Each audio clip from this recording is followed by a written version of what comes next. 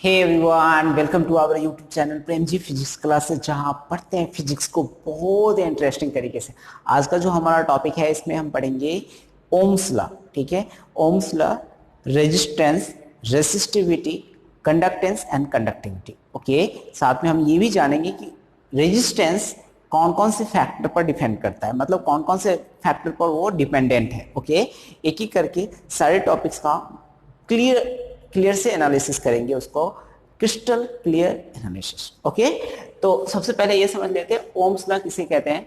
देखिए, Ohm's law क्या कहता है कि अगर किसी भी कंडक्टिंग वायर का, ठीक है, फिजिकल कंडीशन जैसे length, area of cross section और वहां का टेम्परेचर, या फिर और भी चीज कह सकते हैं ह्यूमिडिटी, जो भी फिजिकल कंडीशन है वो कांस्टेंट है, तो उसके क्रॉस जो पोटेंशियल डिफरेंस अप्लाई करेंगे और जो करंट फ्लो होगा that is directly proportional to the applied potential difference. मतलब current will be directly proportional to the applied potential difference, ये कहता है ओम्स लॉ। करंट जो होगा वो डायरेक्टली प्रोपोर्शनल किसके होगा, पोटेंशियल डिफरेंस के। ये ठीक है, बट हम ऐसा लिखते नहीं है। क्यों नहीं लिखते? क्योंकि जैसे ये कंडक्टर है, इसमें करंट फ्लो होगा तो क्यों फ्लो होगा, तो पोटेंशियल डिफरेंस हमने, ये कंडक्टिंग वायर है, मान लीजिए सपोज कीजिए ए और बी।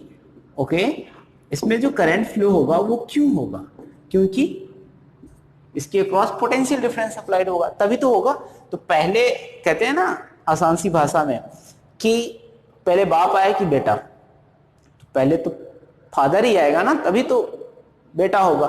तो इसलिए पहले हम लिखते हैं v को, v is directly proportional to I। Okay, तो ये जो कंसेप्ट है ओम्स लॉ का, इसको सबसे पहले किसने दिया था? 1828 में जॉर्ज सिमोन ओम ने दिया था। ओम ने इसका कंसेप्ट दिया। ठीक है, अब ये जो कंसेप्ट है इसमें v is directly proportional to I.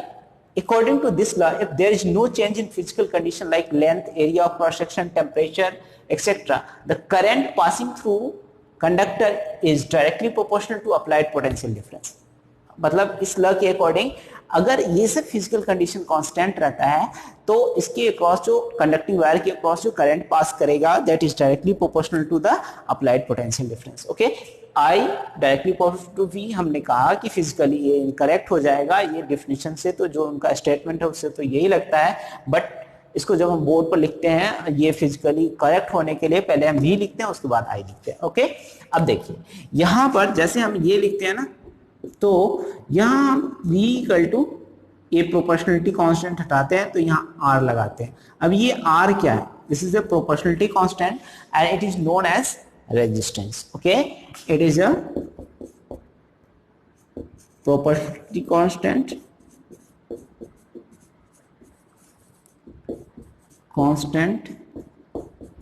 and known as a resistance। इसको क्या कहते हैं बेटा? ये रेजिस्टेंस कहलाता है। अब रेजिस्टेंस क्या है इसको समझते हैं एक एक करके सब बातों को।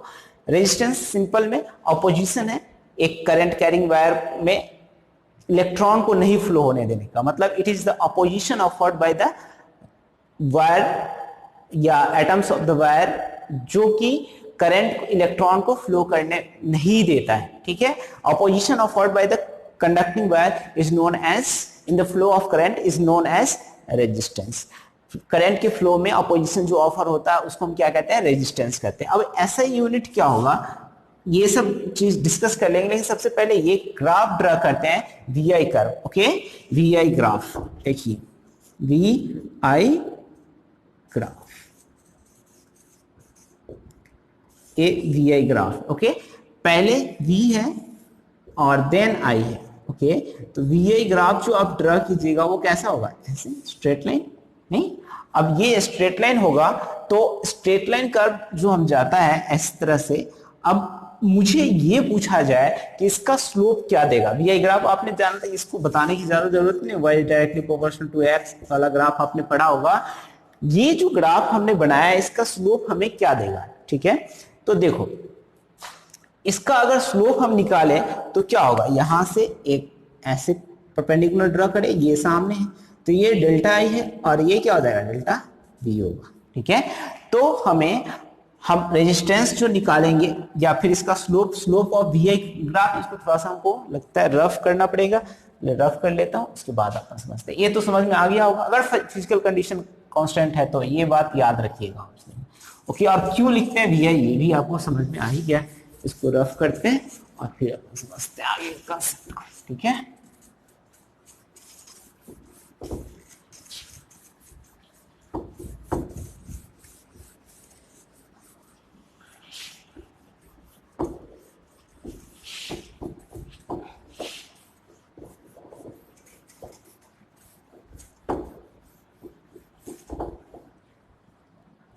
जैसे देखो ये वी आई ग्राफ है, अब हमें इसका स्लोप निकालना है, slope of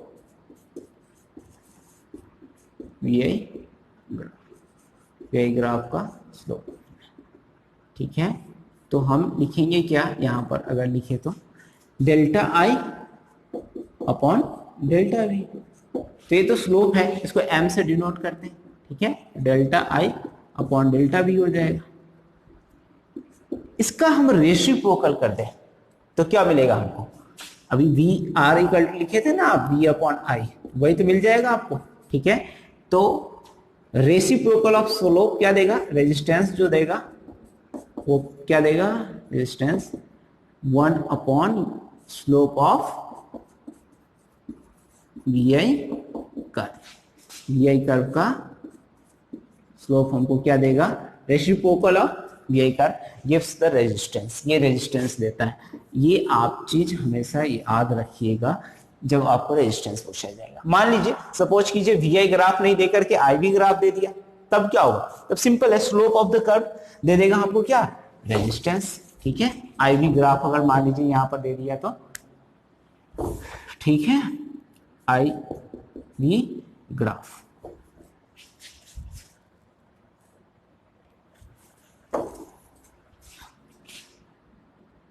I V graph, इसका सीधा मतलब होता है जो चीज हम लिखते हैं ना पहले, आई वी ग्राफ, तो आई पहले और वी बाद। ओके, तो आई वी ग्राफ जो होगा ना इस तरह से होगा, ये आई है और ये वी। ओके, इसका जो वैल्यू है होगा ना ये ऐसे जाएगा, स्ट्रेट लाइन। ओके, तो ये जो है ना delta V upon delta I. Okay, अब यहां पर ये जो है ना, इसको हमें स्लोप निकालना है, तो स्लोप क्या देगा हमें, delta V upon delta I, और यही तो होता है resistance, R equal to delta V upon delta I. ये आपका क्या निकला, रेजिस्टेंस। याद रखिएगा वी आई ग्राफ का जो स्लोप होता है वो क्या देता है, हमें रेजिस्टेंस देता है। और जो आई वी ग्राफ लिखा था, सॉरी, वी आई ग्राफ का के स्लोप का रेसिप्रोकल देता है रेजिस्टेंस, और आई वी ग्राफ का जो स्लोप होता है वो देता है हमको क्या, रेजिस्टेंस। ओके, तो ये चीज याद रखिएगा। अब हमें क्या करना है, रेजिस्टेंस का डेफिनेशन समझना है, यूनिट लिखनी है क्या होता है, और उसके बाद किन फैक्टर पर डिपेंड करता है। तो देखिए इसको रफ कीजिए और लिखिए व्हाट इज रेजिस्टेंस। रेजिस्टेंस क्या होता है,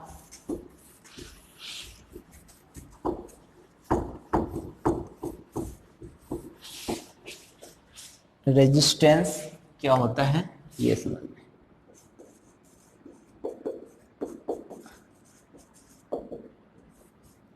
अपोजिशन ऑफर्ड या रेजिस्टेंस ऑफर्ड ऐसे बोलते हैं, तो रेजिस्टेंस तो निकालना ही है, तो opposition offered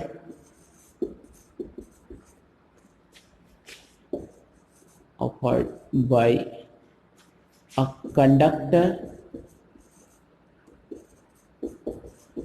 in the flow of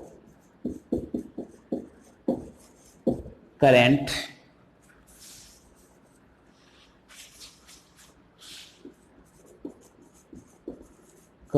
is known as resistance। इसको क्या कहते हैं, रेजिस्टेंस। अब रेजिस्टेंस जो है ना, resistance equal to delta V upon delta I. Okay, ये है रेजिस्टेंस।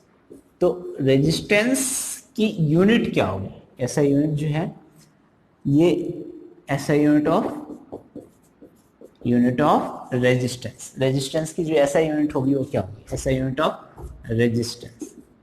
रेजिस्टेंस की ऐसा यूनिट जो होगी वो कितनी होगी, ओम। ठीक है, ओम, और इसको इस तरह से लिखते हैं। ठीक है, तो हमें समझ में आ गया कि रेजिस्टेंस क्या होता है। रेजिस्टेंस एक तो फिजिकल कंडीशन पर डिपेंड करता है, length, area of cross section. दूसरा नेचर होता है, हर एक कंडक्टर का अपना अपना नेचर होता है। जैसे उदाहरण के लिए अगर आप माने कि नाइक्रोम, ठीक है, नाइक्रोम एक क्या है, एलॉय है। तो नाइक्रोम और कॉपर में अगर कंपैरेटिव स्टडी किया जाए तो नाइक्रोम का जो रेजिस्टेंस होता है वो 60 टाइम्स ग्रेटर होता है किससे, कॉपर के रेजिस्टेंस से। तो ये चीज हमको समझना है कि ये कैसे होता है, किस तरह से इसको एनालिसिस करेंगे वो देखना है। देखो ऐसा यूनिट ऑफ रेजिस्टेंस ओम और ओमिट। ओके, यहां पर ये है, और ठीक है, factors on which resistance depends।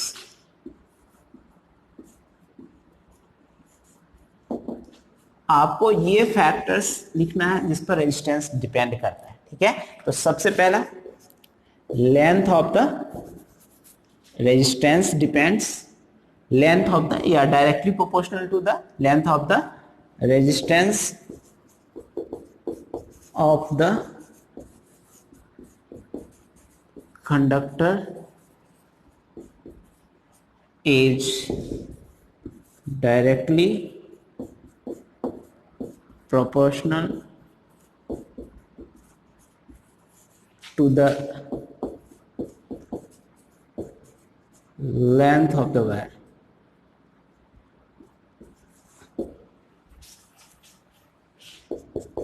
Of the wire. देखिए ये क्या है, दो वायर लिया इसने, मान लीजिए ये सबसे पहले लिया गया, इसको देखा गया कि दो वायर है, एक का लेंथ L1 है और दूसरे का लेंथ जो है, ये same he area of cross section की वायर है, L2 है। ये L1 है और ये क्या है, L2 है। तो देखा गया कि जिसका लेंथ ज्यादा है उसका रेजिस्टेंस भी ज्यादा है। ठीक है, ऑफकोर्स लेंथ ज्यादा होगा तो एरिया ऑफ क्रॉस सेक्शन तो सेम ही है, यूनिट एरिया में हर एक के एटम सेम ही है। अब लेंथ ज्यादा है तो ऑफ कोर्स जिसका लेंथ ज्यादा है उसमें ज्यादा नंबर ऑफ एटम्स होंगे, ज्यादा नंबर ऑफ लेंथ ज्यादा होगा, ज्यादा नंबर ऑफ एटम्स, ज्यादा इलेक्ट्रॉन्स, ज्यादा कोलिजन, ज्यादा रेजिस्टेंस ऑफ कोर्स। ओके, तो ये हो गया आपको, जैसे एक पाइप है, same he area of cross section of area same है, और पानी हमको वाटर फ्लो कराना है वहां से। तो देखिएगा जो लेंथ वाला जो लंबा वाला वायर होगा उसमें ज्यादा लेंथ तक जाएगा क्योंकि वाटर, तो उसमें कोलिजन भी क्या होगा, ज्यादा होगा। तो ये length of the wire directly proportional हो जाएगा। तो आर डायरेक्टली प्रोपोर्शनल किसके होगा, एल के, पहला हो गया। उसके बाद है दूसरा है resistance of the conductor is inversely proportional to the resistance of the conductor is inversely proportional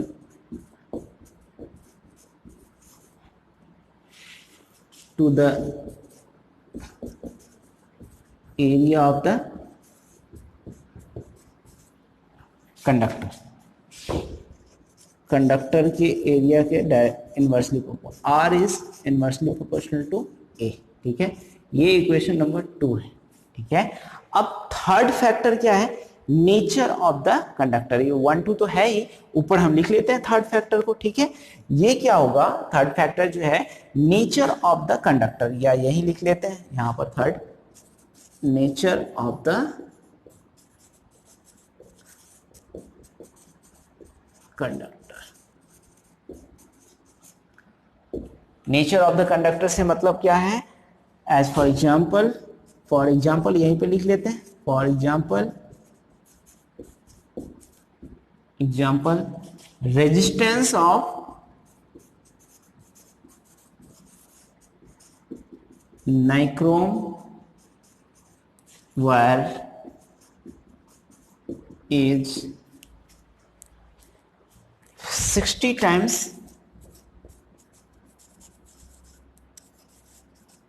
greater than resistance of conductor के रेजिस्टेंस से कितना होता है, resistance of copper, sorry conductor तो क्या, ऑफ कॉपर। मटेरियल जब कंपेयर करते हैं ऑफ, इसमें लगा दूं मैं एग्जांपल के लिए, ये नाइक्रोम वायर है लेकिन area of cross section length same ही है तब, ठीक है, copper of same area of cross section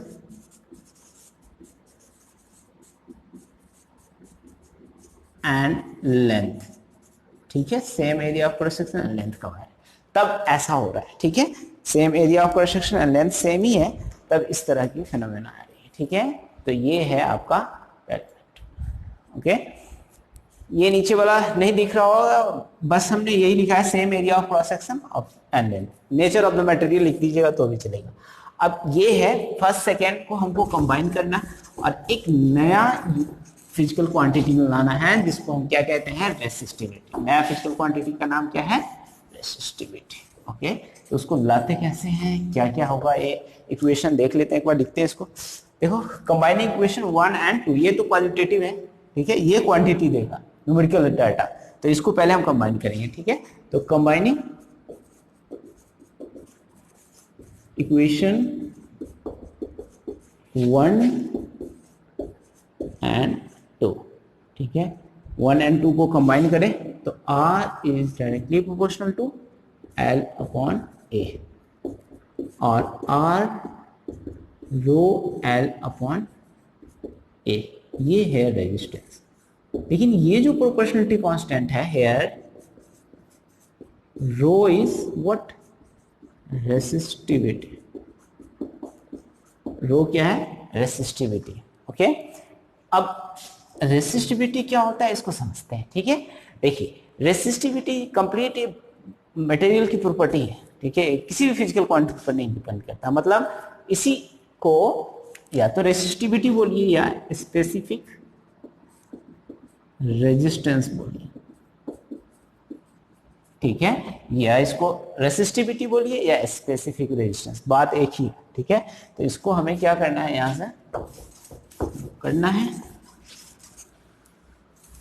और यहां पर ये ना है व्हाट इज स्पेसिफिक रेजिस्टेंस करके, या इसका स्पेसिफिक रेजिस्टेंस या रेसिस्टिविटी क्या होता है। देखिए रेसिस्टिविटी क्या है, और specific resistance,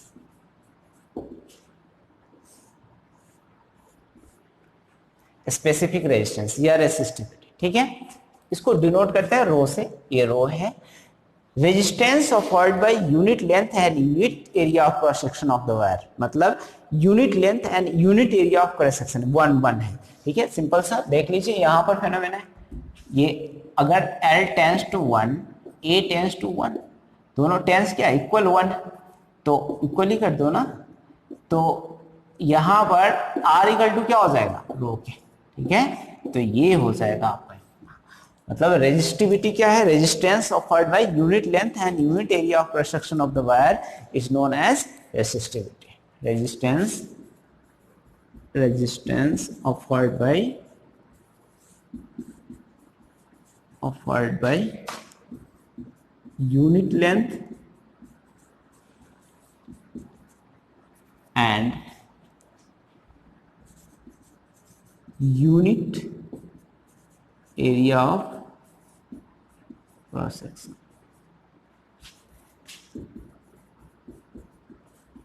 area of cross section of the wire is known as resistivity और specific resistance, ये कहलाता है आपका, ठीक है। ये यहाँ पर मैंने दिखाया था, ये देख लीजिए R rho L upon A। तो अगर L को 1 के इक्वल कीजिएगा, A को 1 के इक्वल कीजिएगा, तो R इक्वल टू क्या हो जाएगा, रो के इक्वल हो जाएगा। तो यही है, इसी को कहते हैं स्पेसिफिक रेजिस्टेंस। और आपने स्पेसिफिक टर्म से परिचित है, आप 11th क्लास में स्पेसिफिक टेम्परेचर, स्पेसिफिक ये सब पढ़ते थे ना, स्पेसिफिक हीट कैपेसिटी। तो ये सारे चीज जो है ना यहाँ पर स्पेसिफिक टर्म्स है। मतलब यहाँ पर क्या है, मोलर हीट कैपेसिटी नहीं पढ़ते, एस इक्वल टू, ठीक है, delta Q equal to M S delta T calorimetry में। तो स्पेसिफिक हीट कैपेसिटी जो होता था वैसे ही तो यहाँ रेजिस्टेंस जो है ना, रेसिस्टिविटी और स्पेसिफिक रेसिस्टिविटी वही बात है, मतलब यूनिट अमाउंट के लिए जब निकालते हैं, ठीक है। वहाँ यूनिट टेम्परेचर होता था इंक्रीज करने में, जितना अमाउंट ऑफ हीट रिक्वायर्ड होता है। तो यही तो है कैलोरीमेट्री का कॉन्सेप्ट। तो अब हमें क्या करना है, नेक्स्ट लेवल पर आना है और इसका यूनिट लिखना है। क्या होगा इसका यूनिट, रेजिस्टेंस का यूनिट क्या होगा, ऐसा unit, unit of resistivity, sorry resistance का तो लिख लिए, रेसिस्टिविटी का यूनिट जो होगा, ऐसा यूनिट कितना होगा, ओम मीटर। और इसको ऐसे लिख लीजिए, ओम मीटर, दोनों ही तरीके से आप शॉर्ट में लिख लीजिए ऐसे। तो ये हो गया आपका रेसिस्टिविटी। अब मान लीजिए किसी कंडक्टर का रेसिस्टिविटी कितना होता है, अभी जानकारी के लिए अगर पूछे तो कितना होगा, 10 की पावर -8 ओम मीटर से 10 की पावर -6 ओम मीटर तक ये होता है किसी कंडक्टर का, ठीक है। सेमीकंडक्टर का उसी के उससे थोड़ा सा बड़ा होता है, 10 की पावर -6 मैंने बोला, उसके बाद ले लीजिए, और 10 की पावर 15 तक आता है उसका सेमीकंडक्टर का, और 10 की पावर 16 से बड़ा जो होता है वो क्या होता है, इंसुलेटर का होता है। तो ये रेसिस्टिविटी का रेंज है ये। उसके बाद हमें क्या करना है, नेक्स्ट इसको समझना है कि एक क्वेश्चंस इस पर बेस्ट सॉल्व करने हैं ताकि हमारा कॉन्सेप्ट क्या हो जाए, क्लियर हो जाए। ओके, तो एक क्वेश्चन सॉल्व करते हैं सबसे पहले।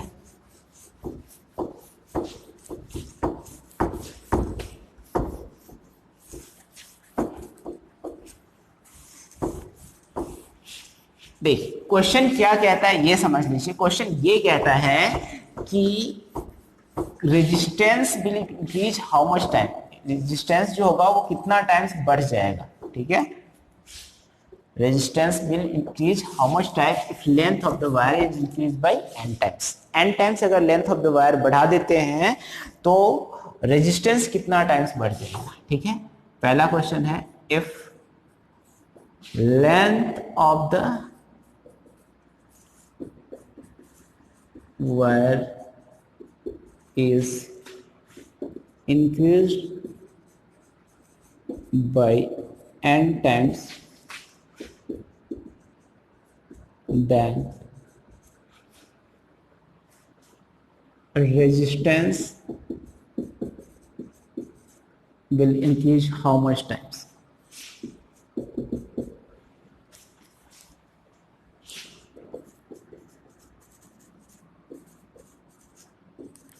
हाउ मच टाइम्स, कितना गुना बढ़ जाएगा, ठीक है ये। ओके, तो ये आंसर करना हमको। देखिए, let initial length of the conductor is, length of the conductor is L and area of cross section is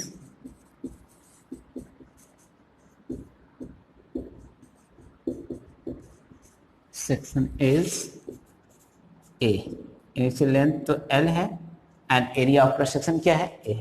तो इसका रेजिस्टेंस कितना लिखिएगा आप, R equal to rho L upon A हो जाएगा रेजिस्टेंस। ओके, अब हमें नया n टाइम्स हमने लेंथ बढ़ा दी है, तो नया जो लेंथ होगा वो कितना हो जाएगा, n इंटू L, नहीं। और जैसे ही आप किसी सेम वायर है और उसका लेंथ बढ़ाइएगा तो of course area of cross section क्या हो जाएगा, डिक्रीज कर जाएगा। तो एरिया ऑफ क्रॉस सेक्शन क्या हो जाएगा, कम हो जाएगा। तो कम कितना हो जाएगा, मान लीजिए सपोज कीजिए a डैश हो जाएगा, ठीक है। तो ये स्ट्रेचिंग के बाद वॉल्यूम ऑफ द कंडक्टर जो रहेगा वो क्या रहेगा, सेम ही रहेगा। तो initial volume will be equal to final volume. तो A into L equal to A dash into L dash, ठीक है। अब ए एल है और ए डैश की वैल्यू जो है ना वो हमें निकालनी, एल डैश तो हो ही गया एन इंटू एल, ओके। तो ए इंटू, यहाँ सॉल्व कीजिए इसको, L A L upon N into L, okay. तो ये जो नया रेजिस्टेंस होगा ना वो एन टाइम्स क्या हो जाएगा, डिक्रीज कर जाएगा, कम हो जाएगा। इतना तो कम हो गया, तो हमें अब न्यू रेजिस्टेंस निकालना है। तो नया area of cross section of N times क्या हो गया, डिक्रीज हो गया। तो न्यू रेजिस्टेंस निकालेंगे रो एल डैश अपॉन ए डैश। तो रो एल डैश की जगह पर वैल्यू कितना होगा, एन इंटू एल अपॉन ए डैश की जगह पर वैल्यू कितना होगा, ए डैश इक्वल टू क्या होगा, A upon N. N rho इसको हम मल्टीप्लाई करेंगे N square rho L upon A, ठीक है। तो आर डैश इक्वल टू क्या होगा, N square into L, okay. तो ये एन टाइम्स बढ़ जाएगा। इसको स्टार मार्क बना के लिख लीजिए कि अगर एन टाइम्स इंक्रीज कीजिएगा तो वो रेजिस्टेंस जो होगा ना वो कितना टाइम्स बढ़ जाएगा, N square into R times, ये हो गया। अच्छा, यहां पर एन टाइम्स डिक्रीज कर दी, कंप्रेस कर दिया जाए, ठीक है। इसको भी नोट करके लिख लीजिए, ठीक है। For compression of N times अगर कंप्रेस कर दिया जाए तो रेजिस्टेंस जो होगा नया वो एन स्क्वायर टाइम्स क्या हो जाएगा, डिक्रीज कर जाएगा, एन स्क्वायर टाइम्स ये R upon N square. Same procedure है, ऐसे करके निकाल करके देखिए निकल जाएगा आपका, ठीक है। तो ये R1 हो गया, ये क्लियर हो गया, समझ में आ गया। तो अब हम नेक्स्ट इस पर बेस्ट न्यूमेरिकल सॉल्व कर लिया। अब हमें नेक्स्ट 2 पॉइंट्स पढ़ने हैं, conductance and conductivity. Conductance and conductivity क्या होता है इसको समझ लेते हैं, ठीक है। ये दोनों क्लियर कर लेते हैं एक बार। ये हम कंडक्टिविटी या कंडक्टेंस से जो 2 डेफिनेशन है इसको पढ़ने वाले थे। देखिए, ये reciprocal of resistance is known as conductance. ये जो रेसिप्रोकल ऑफ रेजिस्टेंस का जो रेसिप्रोकल होता है उसको हम क्या कहते हैं, कंडक्टेंस बोलते हैं। कंडक्टिविटी जो होता है, reciprocal of resistivity is known as conductivity. देखिए, कंडक्टेंस का यूनिट क्या होता है, साइमन, वो लिखा था ना SIMON, नहीं SIEMEN, ओके, सीमेन और S और ओम इनवर्स। और यहाँ पर जो है ना ऐसा यूनिट जो है जॉर्ज साइमन ओम जो था वो नहीं है, ये थोड़ा सा डिफरेंट है इसका, ओके। अब स्पेलिंग, ओके। इसके बाद है ऐसा यूनिट जो है ना ओम इनवर्स, मीटर इनवर्स और सीमेन पर मीटर। ये है आपका कंडक्टिविटी का, ओके। तो ये हो गया आपको सारा डेफिनेशन।